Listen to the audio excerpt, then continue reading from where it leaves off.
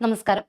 പിണറായി വിജയന്റെ വീട്ടിലെ ഇ.ഡി റെയ്ഡിനെ തുടർന്നുണ്ടായ സംഭവ വികാസങ്ങൾക്കൊടുവിൽ മാധ്യമപ്രവർത്തകനായ ജാവേദ് പർവേസ് ഫേസ്ബുക്കിൽ കുറിച്ച ഒരു പോസ്റ്റ് ഏറെ പ്രാധാന്യമർഹിക്കുന്നതാണ്. ഇതിൽ അദ്ദേഹം തുറന്നു കാട്ടുന്ന കാര്യങ്ങളിലൊന്ന് ഈ റെയ്ഡിന് ശേഷം ഭൂരിഭാഗം ജനങ്ങളും ചോദിക്കാൻ ആഗ്രഹിച്ച ചില സംശയങ്ങൾക്കുള്ള മറുപടിയാണ്. അതായത് കേന്ദ്രത്തിന്റെ ഈ മിന്നൽ റെയ്ഡിന് ശേഷവും മുൻ മുഖ്യമന്ത്രിയും ഇപ്പോഴത്തെ പ്രതിപക്ഷ നേതാവുമായ പിണറായി വിജയൻ രാഹുൽ ഗാന്ധിയെ കുറ്റം പറഞ്ഞുവെങ്കിലും ഇ.ഡിയുടെ ചുമതലക്കാരനായ അമിത് ഷായ്ക്കെതിരെയോ അല്ലെങ്കിൽ നരേന്ദ്രമോദിക്കെതിരെയോ മിണ്ടാൻ കൂട്ടാക്കിയിട്ടില്ല. എന്തുകൊണ്ടാണ് ഈ മൗനം എന്നത് പിണറായി വിജയനോ ഇ.ഡിയെ ആക്രമിക്കാൻ പോലും ധൈര്യം കാണിച്ച അടിമ സഖാക്കളോ വിശദമാക്കുന്നുമില്ല.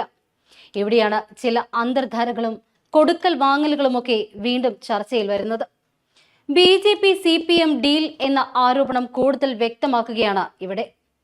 ഈ വിഷയത്തിൽ ജാവേദ് പർവേസിന്റെ വാക്കുകൾ ഇങ്ങനെയാണ്: ബി.ജെ.പിയുമായി ഇവന്മാരുണ്ടാക്കിയ ഡീലിൽ ബ്രീച്ച് ഓഫ് കോൺട്രാക്ട് ഉണ്ടായിട്ടുണ്ട്.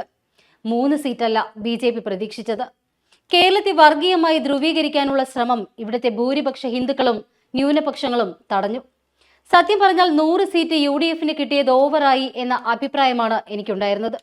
പക്ഷേ ഈ വർഗീയ പ്രൊജക്ടിനെ തകർക്കാനുള്ള ജനത്തിന്റെ ശ്രമമായി അതിനെ കാണുമ്പോൾ എങ്ങനെ സന്തോഷം വരാതിരിക്കും? ജനങ്ങളെ അഭിമുഖീകരിക്കാതെ മാളത്തിലൊളിച്ചവർ പുറത്തു വന്നു തുടങ്ങി. അധികാരമില്ലാത്ത സഖാക്കൾ ഗുണ്ടാപ്പടയാകും. അധികാരത്തിലെ പറ്റിത്തീനുകൾ പുതിയ സർക്കാരിനെ സുഖിപ്പിച്ച് കുറച്ചു കാലം കൂടി ഓടും. അല്പനാൾക്കകം അവരും പുറത്താകും. ഇവർ ഗുണ്ടാപ്പടയ്ക്ക് താത്വികം ചമയ്ക്കും. കേന്ദ്ര ഏജൻസിയാണെങ്കിലും സമരം സംസ്ഥാനത്തിനോട് എന്ന പോലെയാകും. പൊതുമുതൽ നശിപ്പിക്കും. സെക്രട്ടേറിയറ്റ് പരിസരം നാറ്റിക്കും. കാലം മാറിയത് സഖാക്കൾ അറിഞ്ഞിട്ടില്ല. ഇത്തരം ക്രിമിനൽ പരിപാടികളും നിലവാരവും പുതിയ തലമുറ വെറുക്കുന്നു. കേരളത്തിലെ വോട്ടർമാരിൽ 18% 30 വയസ്സിന് താഴെയുള്ളവരാണ്. 5 വർഷം കഴിയുമ്പോൾ ഒരു തലമുറ കൂടി വോട്ടർമാരാകും. ഓരോ 10 വർഷത്തിലും രാഷ്ട്രീയ ഭാഷ മാറുമെന്ന് ഇതേ രംഗത്തെ വിദഗ്ധർ പറയുന്നു. ഈ പുതിയ തലമുറ, അതായത് VD സതീശൻ പഴയ മുഖ്യമന്ത്രിയെ സന്ദർശിക്കാൻ പോയപ്പോൾ അവിടുത്തെ കുട്ടി പറഞ്ഞ ഞാൻ CBSE ആണ് എന്ന് പറഞ്ഞ തലമുറയായിരിക്കും ഗെയിം ചേഞ്ചേഴ്സ്. ഗുണ്ടായിസവും ഒപ്പിട്ടാൽ സ്പെല്ലിംഗ് മിസ്റ്റേക്ക് വരുത്തുന്ന PhD-കാരും അവർക്ക് വെറുപ്പുണ്ടാക്കും. ഈ നാട്ടിൽ നിന്ന് ഓടി രക്ഷപ്പെടാൻ അവർ ശ്രമിക്കും, നിങ്ങളുടെ മൂത്ത നേതാക്കളുടെ മക്കളെ എന്ന പോലെ. കഴിഞ്ഞ ദിവസം ശങ്കർ ഘോഷ് എന്ന BJPയുടെ ബംഗാൾ MLA-യുമായി ഫോണിൽ സംസാരിച്ചു. കഴിഞ്ഞ സർക്കാരിലെ ചീഫ് വിപ്പാണ്. സഖാക്കൾക്ക് ശങ്കർ ഘോഷിനെ അറിയുമായിരിക്കും.